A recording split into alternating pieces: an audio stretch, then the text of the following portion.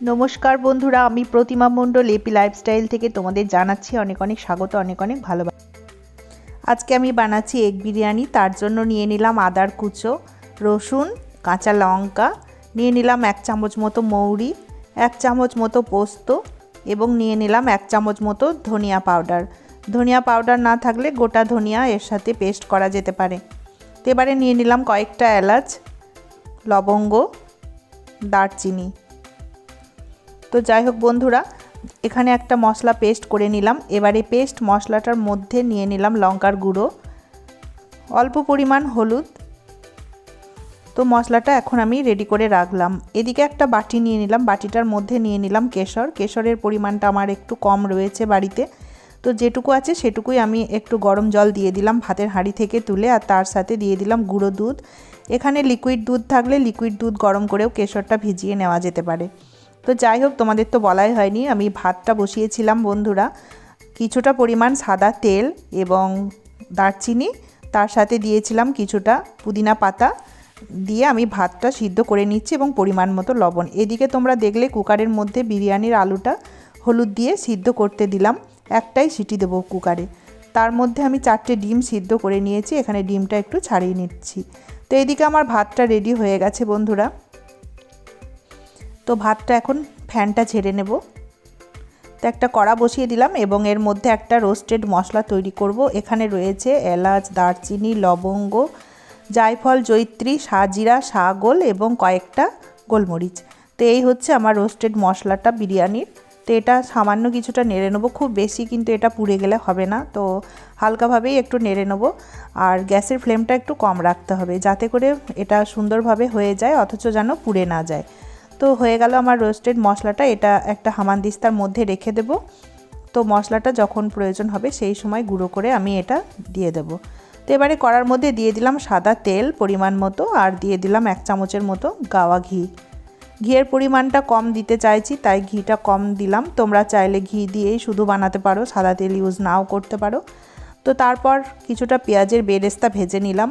আর পরিমাণ কিন্তু বন্ধুরা তোমরা সমস্তটাই দেবে তোমাদের চালের পরিমাণ অনুযায়ী। তো এবারে আলুগুলো সিদ্ধ হয়ে গেছে, একটা সিটি দিয়ে নিয়েছি, তাই আলুগুলো কিন্তু খুব বেশি গলে গেলে হবে না। তাই সুন্দরভাবে আলুটা সিদ্ধ হয়ে গেছে, অথচ কিন্তু গলে যায়নি। তো এই অবস্থায় আমি সাদা তেলের মধ্যে একটু আলুটা ভেজে নিলাম। এবারে কড়ার মধ্যে দিয়ে দিলাম তেজপাতা, সাজিরে, কিছুটা পেঁয়াজ দিয়ে দিলাম। তো পেঁয়াজটা একটুখানি ভাজা ভাজা করে নেব। লাল কালার ধরে আসবে যখন পেঁয়াজটার মধ্যে, তখন আমি পেস্ট করা মশলাটা দিয়ে দেব।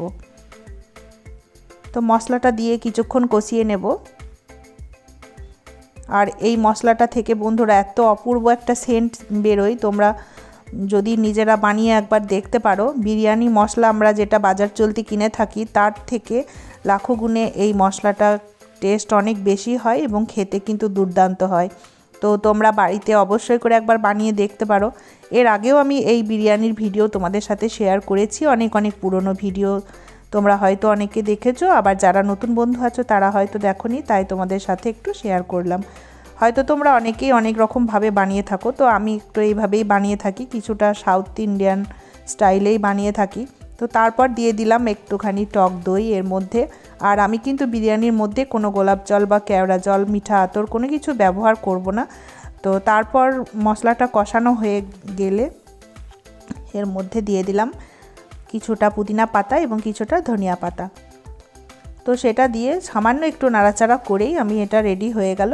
এবারে একটা বিরিয়ানির হাঁডি বসিয়ে দিলাম এর মধ্যে। তারপর দিয়ে দেবো এর মধ্যে কিছুটা গাওয়া ঘি, এবং গাওয়া ঘিটা গোটা হাঁডিটার মধ্যে মাখিয়ে নেব। আর যারা মিঠা আতর, গোলাপ জল বা কেওড়া জল পছন্দ করো তারা ইউজ করতে পারো এই বিরিয়ানিটার মধ্যেও।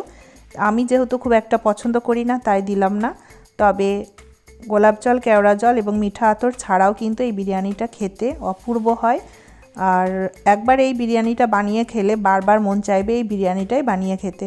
তো তোমরা দেখলে এইভাবে একটু প্রসেস করে আমি লেয়ারে দিয়ে দিলাম। প্রথমে ভাতটা দিলাম, তারপর আলু কষানো মশলাটা দিলাম, পেঁয়াজের বেরেস্তা দিলাম, ডিম দিলাম কিছুটা, ধনিয়া পাতা, কিছুটা পুদিনা পাতা দিয়ে দিলাম। তারপর উপর থেকে ভাজা মশলাটা ছড়িয়ে দিলাম, যেটা গুঁড়ো করে রেখেছিলাম। তারপর আবার দিয়ে দিলাম দুধে ভেজানো কেশরের দুধটা। তারপর আবার একটা ভাতের লেয়ার দিলাম। তো একইভাবে আবারও একটা লেয়ার তৈরি করছি, তোমরা দেখতেই পাচ্ছ।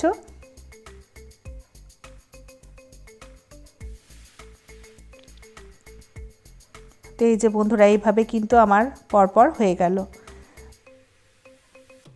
আর এই বিরিয়ানিটা তোমাদের বলবো অন্ততপক্ষে একবার তোমরা বানিয়ে দেখো, ভীষণ সুন্দর খেতে হয়। তো এই বিরিয়ানিটার জন্য কিন্তু বন্ধুরা ধনিয়া পাতা এবং পুদিনা পাতা এই দুটো জিনিস কিন্তু অবশ্যই লাগবে, না হলে কিন্তু সেই স্বাদটা আসবে না।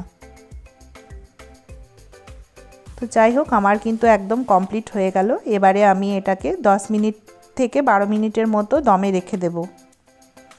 একদম গ্যাসটাকে সিম করে 10 থেকে 12 মিনিটের মতো রেখে দেব। আর মধ্যে মধ্যে একটু করে নুন দিচ্ছি, অল্প অল্প, কারণ হচ্ছে মশলাটার সাথে আমার নুন দেওয়া আছে এবং ভাতটা যখন আমি সিদ্ধ করতে দিয়েছিলাম তখন চালের পরিমাণ অনুযায়ী আমি নুনটা দিয়েছিলাম। তো এবারে একদম ওপরের লেয়ারে একটু ওপর থেকে গাওয়া ঘি ছড়িয়ে দিলাম। যে যতটা তোমরা ঘি পছন্দ করো বা তেল পছন্দ করো তোমরা সেইভাবেই দেবে। তারপর এই যে এখন দমে বসিয়ে দিলাম। এবারে দম থেকে একবার ঢাকাটা খুলে দেখে নিলাম। তো আবারও কিছুক্ষণ রেখে দিয়ে তারপর এখন মিলিয়ে দিচ্ছি খুব সুন্দর করে মশলাটার সাথে এবং ডিমের সাথে পুরো চালটা, মানে যে ভাতটা হয়েছে সেই ভাতটা পুরো মিলিয়ে দিচ্ছি।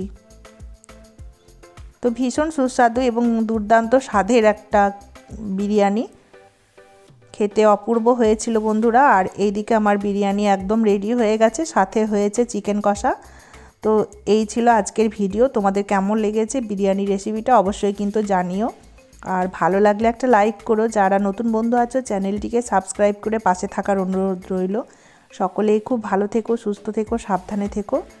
আজকের মতো টাটা।